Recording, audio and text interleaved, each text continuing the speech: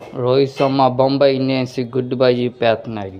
ఎందుకంటే హార్దిక్ పాండ్యాకి క్యాప్టెన్సీ ఈయన వల్లే. ఇంకా రోహిత్ శర్మ ఆర్సీబీకి వస్తున్నాడని రూమర్స్ వస్తున్నాయి.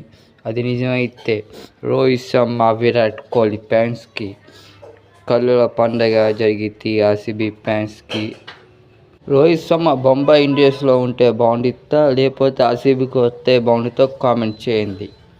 రోహిత్ శర్మకి క్యాప్టెన్సీ ఇచ్చే అవకాశం ఉంది.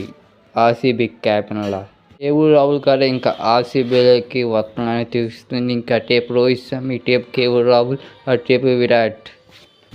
పంట్ గారు చెన్నై సూపర్ కింగ్స్ వస్తున్నారని రూమర్స్ వస్తున్నాయి. ఎంఎస్ ధోని వెళ్తే 2 సంవత్సరాలు కాబట్టి 3 సంవత్సరాలు వెళ్తాయి. కాకపోతే ఎంఎస్ ధోని లేడు. అందుకే రిషబ్ తీసుకోవాలని చెన్నై సూపర్ కింగ్స్ చూస్తుంది. మీరేమనుకుంటున్నారు? ఎంఎస్ ధోని లేని లోటుని పంట్ తీసుకురా. పంట్కి క్యాప్టెన్సీ ఇచ్చే అవకాశం ఉంది.